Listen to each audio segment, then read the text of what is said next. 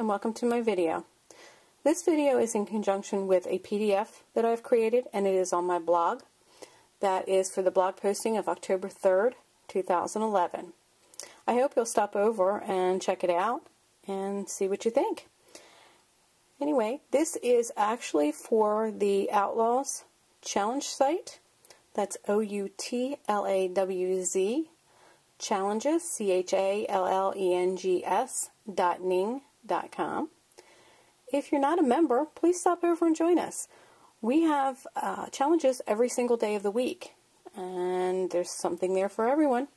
And right now, we've actually hit a milestone. We've hit over 1,000 members, which is wonderful. And with that, we are having a big celebration.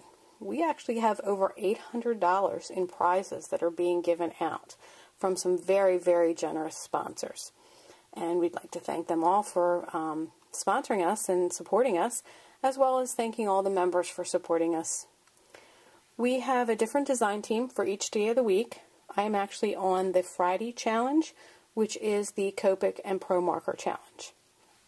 But there's something out there for everyone, so I hope you will stop over and check it out.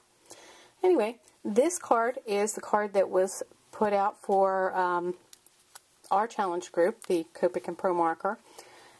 This is my variation of it, and the other design team members have made one as well, and they've changed them up a little bit. And on that PDF, you will see the different variations that we have on there as far as the sizes and dimensions that you'll need. You can really do a lot with this card. You can make it a different shape, a different size, whatever you would choose. When I initially learned this, it was an A2 card, I believe. So I needed a little more space. So most of my cards are 5.5 by 5.5, so that's what I based this on. I just like to do a lot of layers, so I needed more room. Anyway, this is what the card looks like when it's opened. And you see it forms a V. So you actually have a lot of room that you can do decorations on, or you can keep them really simple. Kind of what I did. I've decorated the front, and on the one flap, I just coordinated a leaf there, and that way if I want to go ahead and do my signature here, I can do that. And then I just put my verse over here and layered it on there. So it makes a really easy, fun card, and they set up really well. They don't tumble over or anything. On the video today, we're not actually going to go into all the detail as far as the coloring of the image and the layering and all that. I'm just going to show you the basic of the card, which is going to end up being something like this. Super simple, easy to do. So let's go ahead and get started. What you'll need, some type of a scoring tool, whether it be a Score Buddy, Score Pal, Martha Stewart scoreboard, Stampin' Up scoreboard, or even just a ruler and a stylus. You'll need some kind of a dry adhesive. I'm going to use my ATG gun. Wouldn't really use a liquid adhesive on this. I just think you'd kind of be asking for trouble with that. But if you like using it, go for it. And then you'll need some sort of a tool to do the cutting of your cardstock. Now, I'm just using a very easy base weight cardstock. It's Georgia Pacific, I believe, from Sam's Club. It's kind of lightweight because I like doing a lot of layering, so the lighter the better, especially when it comes to postage. So what we're going to need is one piece of an 11-inch by 4 inches. That's going to be your one piece. And then out of that same base weight cardstock, you're going to need 2 pieces that are 5.5 by 5.5. So basically a 5.5 square. Then you're also going to need, for the inside, the actual Z part, you're going to need 2 4.25 by 3.25 pieces of either a pattern paper or a solid paper, or maybe a kind of a solid but with just a slight pattern in it, however you want. It's all up to you. And then for your front cover, you're going to actually need 2 pieces of pattern paper that are cut 5.25 by 5.25. Just real simple. Now if you want to go ahead and layer those, you can. I usually do layer my cardstock, so I've actually cut a piece that's 1/16 inch bigger. I use Perfect Layers rulers to do that. So, with that being said, let's go ahead and get started. It's very, very simple. I'm going to remove my cutting mat. I don't quite need that. You're going to make 2 score lines. Not difficult at all. You're going to lay your paper down, and either if you're going to do your ruler, you want to mark it. If you're going to use your score tool, easy. You're going to score at 2 inches, and then you're going to score again at, at 6.5 inches. Okay, that's all the scoring that you're going to need to do. So you've got 2 inch and at 6.5 inches. Now I'm going to go ahead and put my mat back on here, because now what I want to do, you want to create a mountain fold with the small 2 inch section. So we can go ahead and crease that nice. And then you're going to create a valley fold at the 6.5 inch score line that you made. Again, we're just going to score it, or crease it. Okay. So now you actually have your cardstock, and this is what it should look like. As you can see, mountain, valley, easy enough. So now what we're going to do, I'm going to start with the back. I just find that a little easier to line up your 5.5 by 5.5 piece of cardstock. So we're just going to bring in the HEG. I'm going to go ahead and put some adhesive on it. I'm twisting it every which way, but I'm trying to keep the gun out of the camera as much as possible.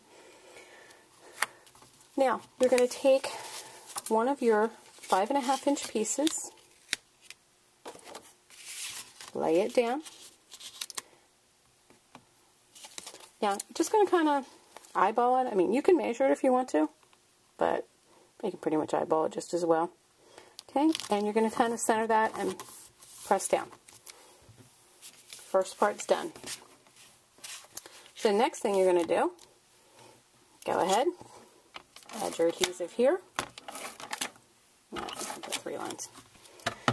Take your next 5.5 by 5.5 inch piece of paper, and since this is pretty well creased, you can kind of hold it down with your fingers a little bit, and you're going to try and get it as even as possible on top of that other 5.5 inch. Press down, and you've made your Z-fold. Now, all you have to do, I'm going to go ahead and put a little adhesive on here. Layer this onto here as best as possible without getting off camera too much. Hey, not too bad. And do that one more time.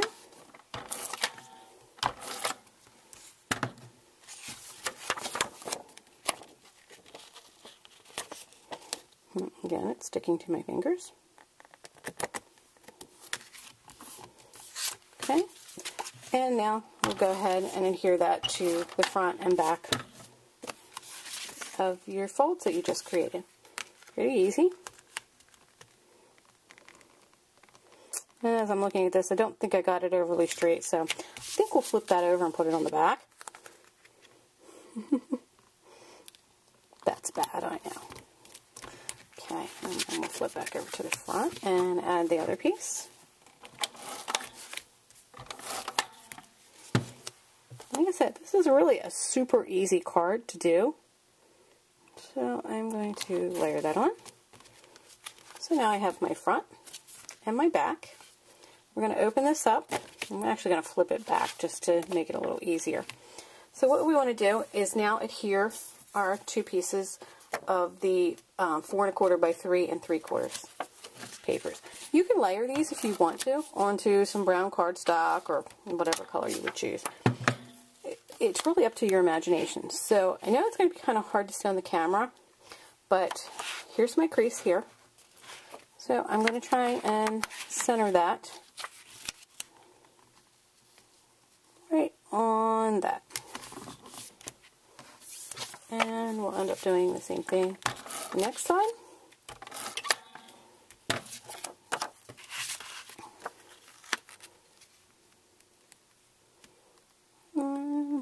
to eyeball that as close as possible. And there you have it. You're all ready to decorate your card, and you can make it into something special. This is the paper shelter image. It's a digital image. She's so cute. You could make these as Christmas cards, anything you really want to. Birthday cards. They're just a really fun card to make. So I hope you've enjoyed the video and that you learned something from it, and that you'll check out the PDF on my blog. Again, that's the posting for October 3rd, 2011. And I hope that you'll come over and join in on the Outlaws challenges and help us celebrate our milestone that we've made. Again, we have a wonderful group of members and a fantastic group of designers. They're just wonderful. And if you'll join us, that would be great, and maybe you'll be one of the winners. Thanks for stopping by.